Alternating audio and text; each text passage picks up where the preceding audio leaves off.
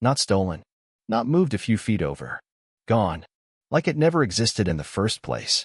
That's how it all started for my wife, Krista, early one Sunday morning in the middle of February, right when the last frost was clinging stubborn to the edges of the roads out near Sulphur Springs, Texas.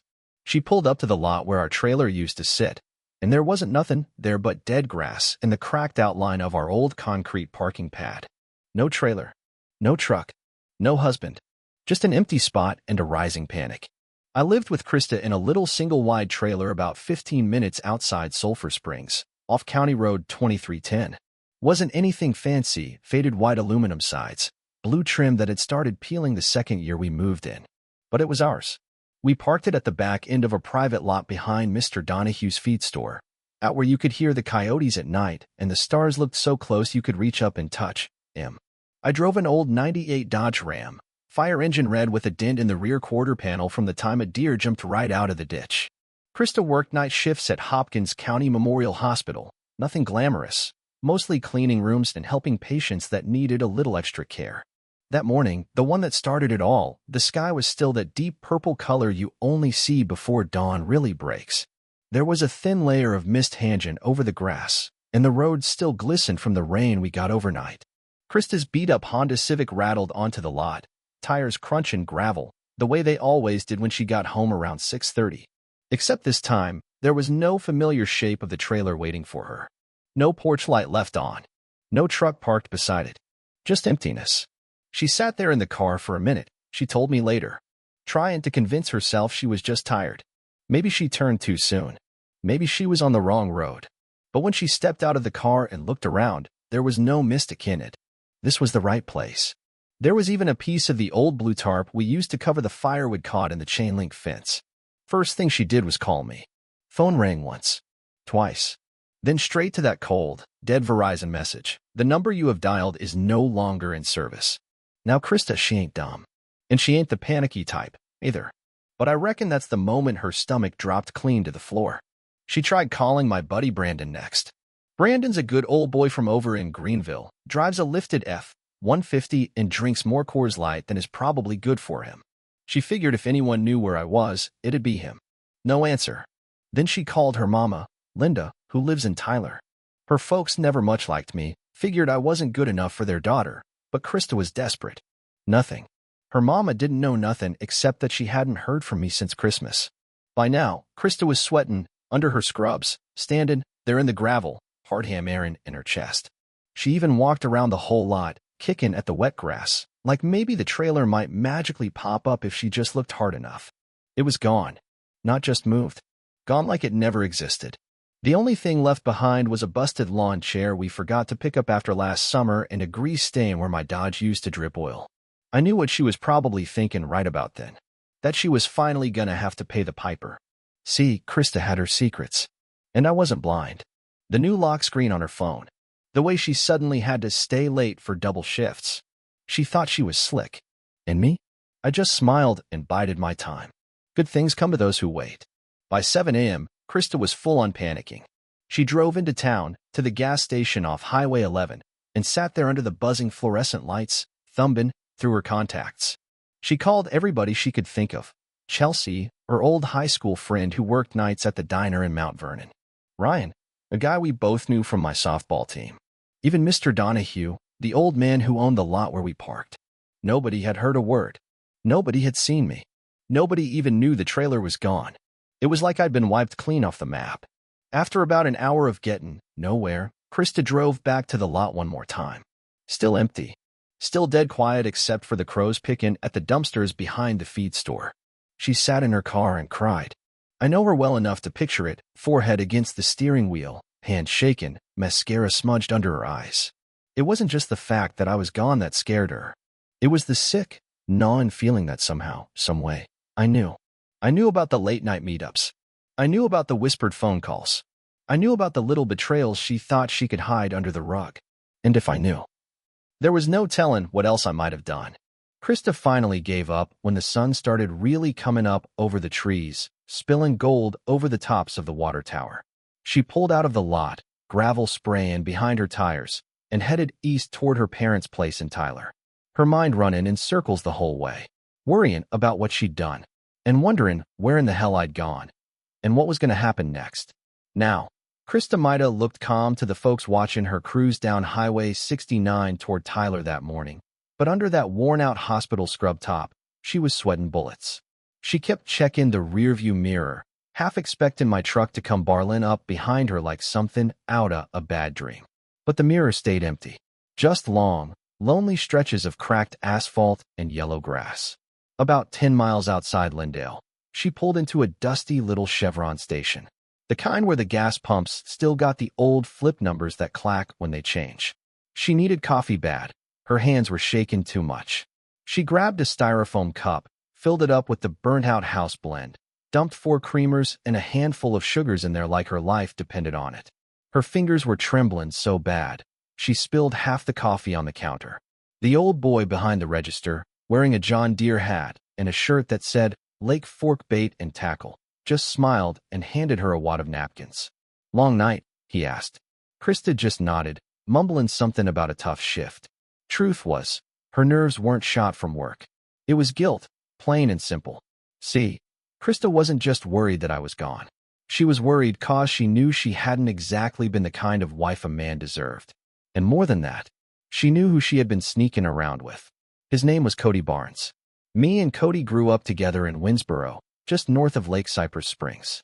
We spent our teenage years fishing off the rickety docks, drinking cheap beer we weren't old enough to buy, and raising just enough hell to make our mamas worry. We weren't just best friends, we were closer than brothers. When I needed help rebuilding the transmission in my Dodge, it was Cody laying under the truck with me, cussing at rusted bolts. When Cody's daddy passed, it was me standing beside him at the gravesite, both of us crying and pretending we weren't.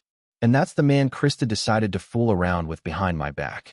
After she downed half that coffee, Krista fumbled for her phone again. Her hands were still shaking so bad, she almost dropped it right there on the oil-stained tile floor of the Chevron. She scrolled through her contacts till she found Cody's number. Little picture popped up, Cody wearing that stupid Bass Pro Shops cap he thought made him look tough. She hit call. 1 ring. 2 rings. 3. Then his groggy voice came through the line, all scratchy like he just rolled out of bed. "Yeah." Krista tried to keep her voice even, but it cracked. "Cody, have you heard from Mike?" There was a long pause. Long enough she thought maybe he hung up. "No," he said finally. "Ain't heard nothing." "What?" Krista swallowed hard, staring down at her muddy sneakers. "The trailer's gone," she said, whispering like she was afraid someone else might hear. "Mike's gone." Another long pause. She could hear him breathing, heavy through the line. "Well," he said, "maybe he just had enough." Just like that. No shock.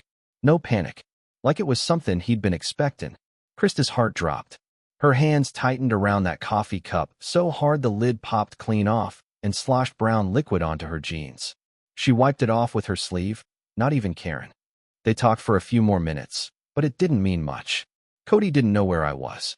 Krista ended the call, stared at her phone like it was going to give her answers, and then tucked it back into her jacket. Outside, the wind was picking up, rattling the old flags on the gas station poles.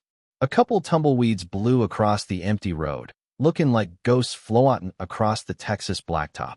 Krista sat there in her car for a long while, engine idling, heater blowing stale air against the windshield. I know how she thinks. Knew her better than anyone. And I knew the panic wasn't just about me disappearing. It was about the house of cards she built starting to crumble. She started thinking back, trying to piece together how it all could have gone so wrong. The secret smiles exchanged over the Thanksgiving turkey when Cody came by with his store-bought pies.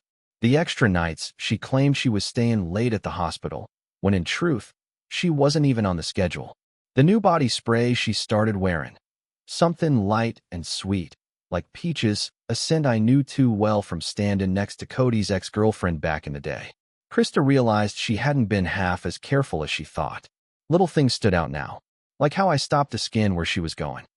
How I stopped hugging her when she got home. How I started spending more nights out at the shooting range in Quitman, practicing my aim under the floodlights, burning through boxes of ammo. I reckon in her heart she knew even then, the way you know when a bad storm's coming, even before the first clouds roll in. A cold certainty settling in your bones. After a while, Krista pulled back onto Highway 69, driving slow, her headlights cutting, through the early morning mist. She wasn't thinking clear anymore. She was scared, not of what I might do, but of what she had already done, and of what might be waiting for her just around the next bend in the road. She passed the old wooden sign for Tyler, "Welcome to Rose Capital of America," faded and cracked with age, and drove toward her parents' place on the east side of town. Meanwhile, back out there somewhere in the empty Texas fields, I was watching, waiting, and Krista's guilt was just getting started. By the third day, Krista was unraveling. She hadn't gone back to work, hadn't answered texts from her coworkers, hadn't changed out of those same old black leggings and oversized Tyler Jr. college hoodie she'd been wearing since she got to her parents' place. Her mama kept trying to hand her a hot plate of biscuits and gravy, but she'd just sit at the kitchen table staring at her coffee like it might spell out answers in the steam. I could picture it all. Linda fussing, her daddy grumbling about not getting involved in grown folks' drama, and Krista wringing her hands under the table, thinking herself into circles. The worst part for her? It wasn't just that I was gone. It was the silence. The total shutout. I didn't send a message. Didn't leave a note. Not a damn word. And I knew that kind of quiet would haunt her more than yelling ever could. That Tuesday morning, with the sky hanging low and gray, she finally cracked. She told her mama she was driving down to the Sulphur Springs PD to file a missing person report. Linda asked if she was sure. Krista just grabbed her keys and said, "I can't take this anymore."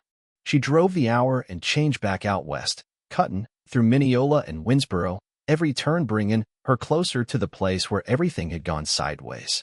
The station was a squat little brick building tucked behind a strip mall that hadn't seen a fresh coat of paint since the late 90s. The inside smelled like burnt coffee and air freshener, and the plastic chairs in the lobby made your thighs stick if you sat too long. Krista walked up to the front desk where a woman named Maggie sat typing with chipped pink nails and a half-eaten donut next to her keyboard. "I need to report someone missing," Krista said, voice quiet but firm. Maggie looked up, gave her the once-over, then handed her a clipboard. "Fill this out best you can, hon. Officer Randall will be with you in a sec." Krista scribbled out my name, Michael D. Turner. Male, 6 feet 1 inch, brown hair, brown eyes. Last seen, early Sunday morning. Possible vehicle, 1998 Dodge Ram. Red, dented rear panel, expired inspection sticker. She hesitated a moment before listing the trailer's info. That part hurt. Something about writing it down made it feel real. 2003 Keystone Springdale, white with blue trim. Texas registration number 9TX27A4. Officer Randall came out of the back about 10 minutes later. He was a tall, lanky man in his 50s with a comb-over that wasn't fooling anybody and a voice that sounded like gravel in a tin can. "Mrs. Turner?" he asked. Krista stood. "It's Miss Aldridge now. I mean, I still go by Turner sometimes." "I don't know." He raised an eyebrow, but didn't comment.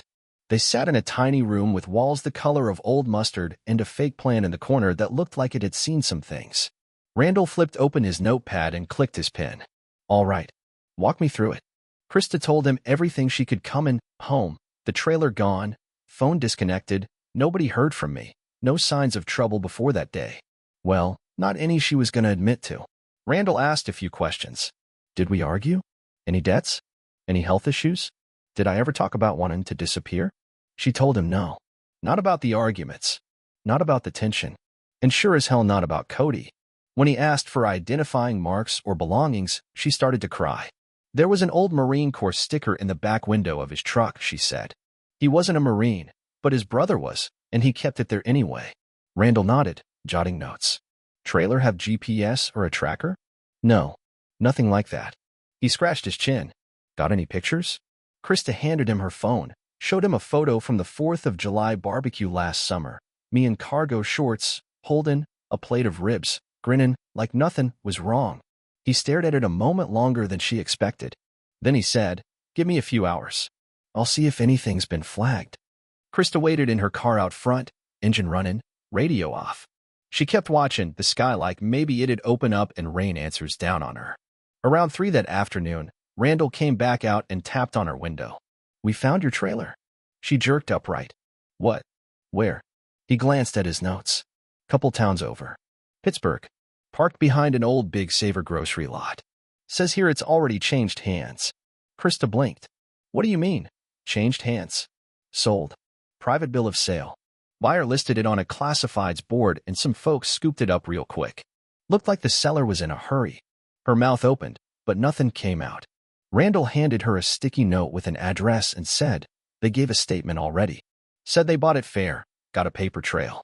Not much more we can do on our end unless we suspect foul play." Was he there? My husband. Randall shook his head. Nope. Trailer was empty when they picked it up. Stripped of most personal items. Left a couple pans and an old Bible under the couch, that's about it. Krista sat back, stunned. She didn't wait long. Fired up the Honda and tore out of that parking lot like her soul was catching fire. It was a 40-minute drive to Pittsburgh, but she made it in 35, tires screaming down back roads, music off, eyes wide, knuckles white on the wheel. When she pulled up behind that big Savor grocery store, she saw it. Her trailer. I remember when I first laid eyes on that trailer. 2003 Keystone Springdale. 2 axles. One pop-out on the left side that never quite leveled right. Bought it from a retired trucker named Dennis who lived just outside of Mount Pleasant. He smoked hand-rolled cigarettes and kept his coffee in an old Folgers tin. I paid him cash, $6,000 even, and pulled that thing home behind my Dodge, grinning like a fool. I didn't care that the blinds were crooked or that the fridge only worked if you smacked it just right. It was ours. Me and Krista made a life in that thing. Cooked chili on cold nights, watched football on a little box TV, even had a spot on the wall where we marked the years with Sharpa like a tree trunk.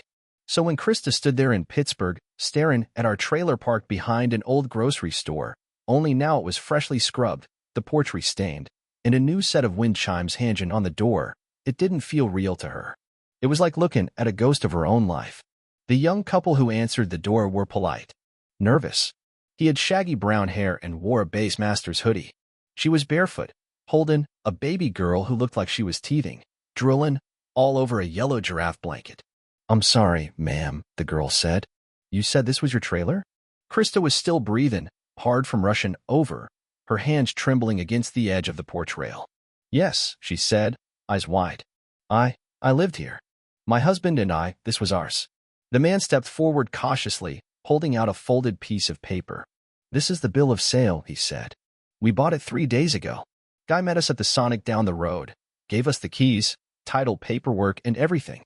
Said he was moving north and needed it gone fast." Krista looked at the document. Sure enough, my name was there. Signature clean, dated 2 days after she last saw me. She stared at it like it might start smoking in her hands. "You met him?" she asked, her voice suddenly dry. The man shook his head. "No, ma'am. He messaged us, left the key in the box, and the trailer unlocked. Said he didn't want to stick around." That's when it really hit her. I hadn't been taken. I hadn't vanished in some freak accident or run off in some wild mental break. I sold the trailer. I packed up my life. And I walked away. And I did it without leaving a single clue behind. Krista stepped down off the porch, knees a little wobbly. The wind kicked up and blew her hair across her face, but she didn't even move to fix it. She turned and looked at the thing like she'd never seen it before. The porch was clean. Our old chairs were gone. The fishing rod that used to sit by the door was replaced by a toy scooter. There was a pink flamingo stuck in the gravel where our rusty welcome mat used to be. It wasn't ours anymore. It wasn't hers anymore. The couple stood back, not sure what to do. The girl shifted the baby on her hip and finally asked, "Do you want to come in? Maybe look around? Make sure." "I don't know. Make sure everything's okay." Krista hesitated, then nodded. Inside, the air smelled different, fresher. The old musky scent of body spray and campfire was gone. The couch cushions had been swapped out. There were new curtains. A baby bouncer sat where my old toolbox used to be. Everything we built had been swept out like it never mattered. The girl led Krista through the narrow hallway. The tiny back bedroom where we used to fight and laugh and share quiet mornings had been turned into a nursery. A mobile spun slow over a hand-me-down crib. The shelf above it had framed pictures of the baby, smiling, with food on her face, giggling, in a onesie. Krista felt something twist inside her chest. She stepped back out into the living area and looked around one last time. "Thank you," she said, her voice barely above a whisper. "I don't mean to scare y'all. It's just, I didn't expect." The man nodded, still a little guarded. "You okay, ma'am?" She forced a weak smile. "Not really, but I will be." Back outside, Krista got in her car and sat with the door open, one leg still hanging out. The wind blew in from the east, rustling the tall grass in the ditch beside the lot. She could hear a train whistle in the distance, soft and mournful, like it was calling out to no one in particular. Her fingers were still curled around the edge of that bill of sale. It was real. I sold our home. Did it quiet. Clean. No trace. No fight. Just gone. The way she saw it, this wasn't just about me leaving. It was about me winning. She realized, right then and there, that whatever control she thought she had, it was already long gone. She drove off slow, not even sure where she was going. Thought about stopping at a gas station to get a drink, but her stomach was twisted up like a wet rag. Took the long way out of town, just driving past old storefronts, shuttered diners, a car wash with one of them wacky tube men flopped in the breeze. It wasn't until she hit the county line that she finally pulled over, put the car in park, and just sat there. Didn't cry. Didn't scream. Just stared ahead with a kind of quiet dread, the kind that only shows up when you realize you've lost something for good. That was the moment it all flipped. Not just because the trailer was gone, not just because I wasn't there, but because for the first time in our marriage, Krista was finally the one left wondering, and I made damn sure she had no idea where to look. About a week passed after she found the trailer, and I reckon Krista was trying to play it cool again. She went back to work at the hospital in Sulphur Springs, acting like things might smooth themselves out if she just waited long enough. But I wasn't waiting. I wasn't stalling. I was already 3 steps ahead. On a Thursday afternoon, she was halfway through her shift, handing out meds on the 2nd floor, when the clerk paged her to the front desk. When she got there, a process server in a wrinkled button-up handed her a sealed envelope and said, "You've been served." Didn't smile. Didn't linger. Just turned around and walked back out through the sliding doors like it was any other job. She stood there in her scrubs, fingers clamped around the envelope, heart beating so hard she could hear it in her ears. She took it to the break room, sat down next to the vending machine, and opened it with hands that wouldn't stop shaking. Inside was everything. Petition for divorce. My name at the top in clean print. Grounds cited. Irreconcilable differences. Simple. Clean. Cold. She flipped through the pages and saw I'd already listed the assets. The truck, the savings account, the little safe box at the First National Bank branch over on Broadway. There was no letter. No post-it note. Just official signatures, perfectly aligned, notarized in black ink. That was when it hit her. This wasn't spontaneous. This was planned. I hadn't just packed up and vanished in the middle of the night like some lost soul. No. I had timed everything. Filed early. Cleaned up. Covered every track. I had been building this while she was off fooling around, thinking she was the one holding the cards. She left the hospital early that day. Claimed a migraine, but really just needed to get some air. First thing she did was call a lawyer in Tyler. Her cousin Lacey knew a guy named Curtis Harmon. Small office, half the size of a gas station bathroom, but he'd handled enough divorces to know the drill. She met him the next day, sat down across a dusty desk with one of those little water fountains in the corner that hadn't worked since the Obama years. Curtis took one look at the papers and raised an eyebrow. "He's already filed the full division?" Krista nodded. Curtis flipped through it slow. "Well, if everything here's accurate, he's already closed the joint accounts. Trailers sold. Truck's his name only. Looks like he cashed out the savings 2 weeks ago. He even listed the cookware." Krista blinked. "The cookware?" Curtis nodded. "Even the Lodge cast iron skillet. That skillet had been a wedding gift from her aunt. Heavy as a brick and blackened from years of fried chicken and cornbread. She never thought I even cared about it. Now it was sitting on a list. Mine." Krista's eyes welled up, but she blinked hard and looked away. "I want to fight it," she said. "I want what's fair." Curtis shrugged. "I'll do what I can, but he's already got the head start. Everything here looks surgical, precise. Like he's been building this for months." He set the papers down and leaned back in his chair. "Miss Aldridge, if I had to guess, this man didn't just walk away. He walked away ready. After that, she went to the bank, trying to find something, anything, left behind.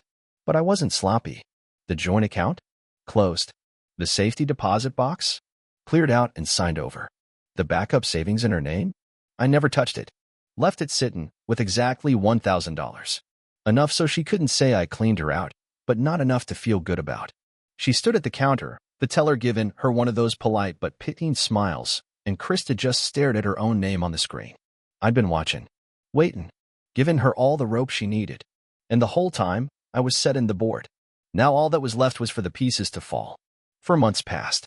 Felt like a year and a half. By the time the hearing date showed up, the East Texas summer had settled in thick and mean. The kind of heat that makes your shirt stick to your back before you even make it from your truck to the courthouse steps. Tyler County Courthouse looked the same as it had when I got my first speeding ticket at 19. Square building, red brick, tired flag out front barely moving. I showed up early, sat in the lot with the AC on full blast, watching folks filing with folders clutched to their chests like shields. Krista pulled in 10 minutes before the hearing. Black slacks. Light blue blouse I'd seen her wear to a funeral once. Hair pinned up. No makeup. Pale like she hadn't been eating much. She stood on the sidewalk looking around. I scanned the lot until they landed on me. First time she'd seen me since I left. I didn't wave. Just stepped out the truck, smoothed down my shirt, and walked past her like we were strangers at a gas station. She followed me in, quiet, heels clicking on the tile behind me. We sat on opposite sides of the courtroom. My lawyer, Ray Campbell, was an older guy out of Longview. Wore tense suits and cowboy boots to everything, even probate court. Krista had Curtis Harmon, same guy who'd helped her file a response a few months back. Judge was a middle-aged woman named Bethany Carver. No-nonsense type, short haircut, sleeves rolled to the elbow.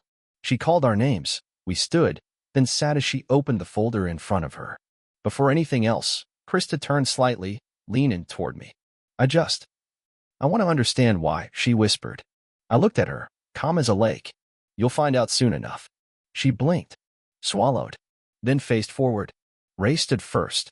He cleared his throat, looked the judge in the eye, and said, Your Honor, we'd like to submit several pieces of evidence to the court today.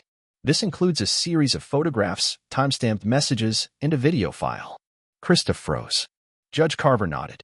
Let's proceed. Ray walked up, handed over the binder. Opened it to the first page. The photos were plain, but sharp. Krista and Cody Barnes, together outside his place. One with her hand on his chest. Another, closer, that moment at the doorstep, and Tyler, her leaning in, his hand behind her head. The look on her face was soft. Familiar. It wasn't a goodbye. Krista's jaw dropped slightly. Then came the messages, screenshots printed out, phone numbers labeled. One from her to Cody. Same time tomorrow? Another. He's on the late shift, won't be home till 2. And a third, longer one I'd found by cloning her old backup email, her pouring her heart out, saying she didn't know if she wanted to keep the marriage going. Then Ray pulled out the USB drive. The video wasn't anything salacious. Just a recording I'd made from across the street, sitting in my truck behind a tinted windshield. You could see Krista walking up to Cody's door. You could see them greet each other like no two folks should when one of them's married. It was all we needed. Krista didn't speak. Didn't even look at her lawyer. She just sat there, stunned, hands clenched in her lap like she was trying to hold herself together from the inside. Judge Carver flipped through everything, her face unreadable. After a pause, she said, Miss Aldridge, would you like to respond? Krista opened her mouth, closed it, then nodded. I made mistakes, she said quietly. But I didn't think it would end like this. Courtrooms are funny places. Folks always think they're loud and dramatic like you see on TV. But in real life, they're quiet. Still. Heavy, like the air don't move right. When Judge Carver made her ruling, she didn't raise her voice. Didn't give some speech about right and wrong. She just laid it down like facts in a ledger. Measured. Precise. No alimony, she said. Petitioner retains rights to the previously owned trailer. All other remaining assets are to be split as outlined in the filing. Then she looked at me and Krista, one at a time, like she was checking to see if we were both still breathing. Final judgment entered. This court is adjourned. With that, she gave a small nod, gathered her files, and walked out through the side door. It was done. Just like that. I sat there for a second. Not 'cause I was confused. I just wanted to feel that weight lift. And let me tell you, when I stood up, it felt like I'd dropped a boulder off my shoulders. Like I'd been carrying a sack of concrete around in my chest for a year and someone finally cut it loose. Krista didn't move right away. She was still sitting stiff in that little folding chair, hands clasped in her lap, lips pressed into a thin line. Curtis leaned over, whispered something I couldn't hear, but she didn't nod, didn't flinch, just kept staring at the table in front of her like if she looked up the walls might come down. I didn't wait around. I shook Ray's hand, thanked him for his work, and walked out into the hallway. The sun had come out while we were inside. It was burning off the morning haze and throwing long shadows across the courthouse lawn. My truck was parked a block down, under a pecan tree that still had a few leaves clinging to it from last fall. Every step I took toward that truck felt more solid than the last. We'd split what was left of the joint money down the middle, just like I said we would. Wasn't much left after I'd shifted most of it out early on, but I gave her half to the cent. No need to bleed her dry. I didn't want revenge. I wanted closure. The trailer was already mine, fair and square. I'd bought it before we ever married, and the paperwork was clear. She tried to stake some claim on it at the start, saying she'd lived in it too. But Ray shut that down fast with title copies, tax records, even old maintenance receipts I'd held on to just in case. I could see in her face she didn't really care about the trailer. It was what it represented. That little life we built, with the porch light and the cookouts in the cheap fire pit we bought off Facebook Marketplace. She didn't want the trailer. She wanted the past to mean something. But it didn't anymore. Not to me. After I got back to my truck, I sat behind the wheel and took a minute. Cracked the window, let the warm breeze roll in. People were walking past, some headed for lunch, others probably going to deal with whatever messes life had handed him. But for me, the mess was over. I wasn't married anymore. Wasn't tied to lies. Wasn't carrying guilt that didn't belong to me. I turned the key, engine grumbling, to life like an old friend waking up. I didn't look back at the courthouse. Didn't think about the trailer. Didn't think about Krista. I just pulled onto the road, let the tires hum on the asphalt, and felt the first peace I'd had in years settle over me like a quiet morning on a lake. Folks always say there's no winning in divorce, that everybody loses. Maybe they're right most of the time. But not this time. This time, I didn't just walk away. I walked away free. A week after the hearing, she texted me. Didn't say much. Just, can we talk? One time. I need to understand. I don't know if it was curiosity or maybe just pity, but I said yes. Told her to meet me at Harper's Coffee over on Main. It's not a fancy place, just 4 booths, 5 bar stools, and a chalkboard menu where the L in latte always looks like it's fallen off. I got there early, ordered a black coffee and sat by the window. The sun was catching on the dust in the air, making everything look like it was hanging still. Krista showed up 10 minutes late. She looked like she hadn't been sleeping, right?